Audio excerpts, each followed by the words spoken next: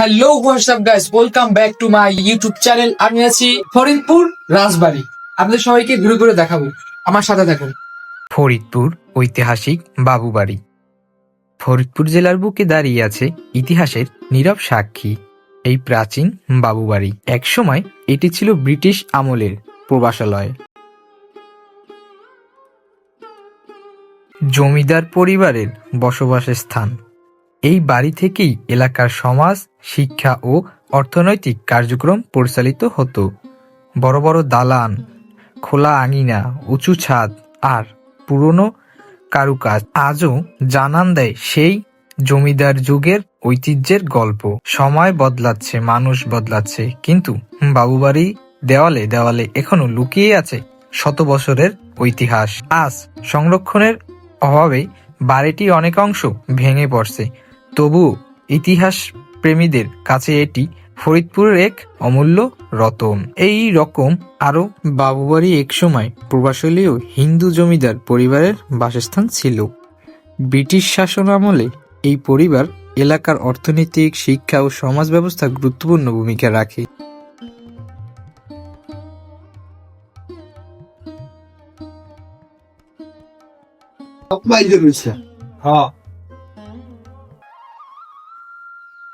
ও মাই god, এখানে মানে আগুন জ্বলতে। বাথরুম।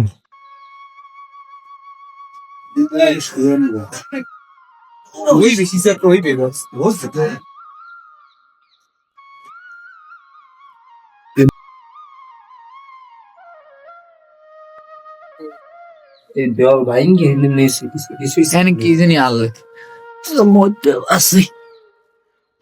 ওরে ভাই, এলো রুম কিন্তু উপরে না সিস্টেম নাই। ওরে বাবা,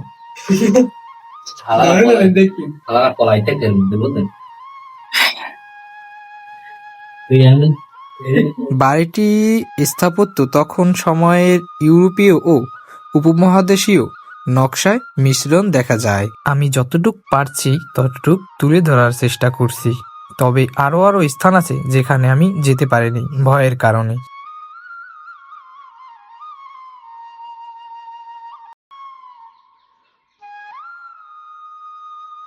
এখন এই রাজবাড়ির এমন অবস্থা হয়েছে যা এখন মানুষ আসতে ভয় পায়। পুরো গাছপালা দিয়ে, একদম লতাপাতা দিয়ে ঢেকে আছে।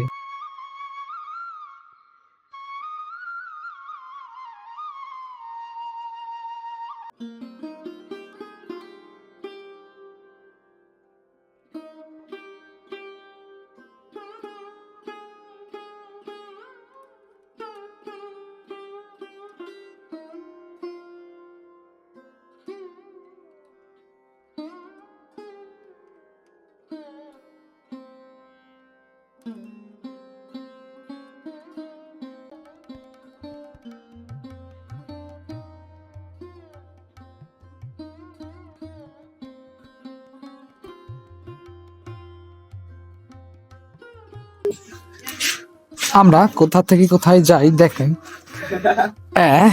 এই যে আসছি।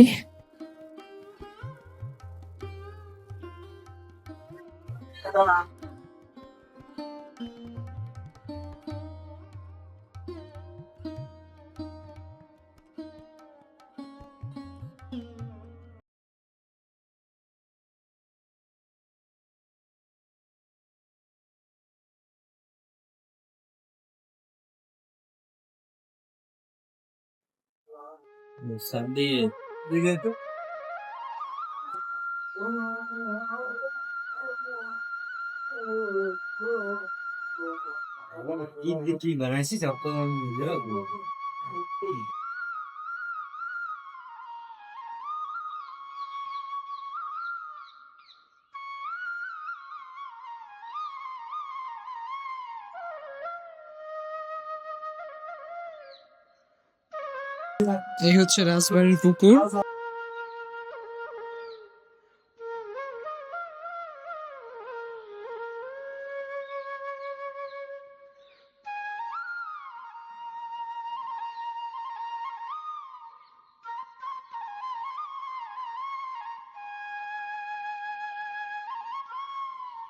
আমরা আছি চার দেওয়ালের মাঝখানে। এই যে এই যে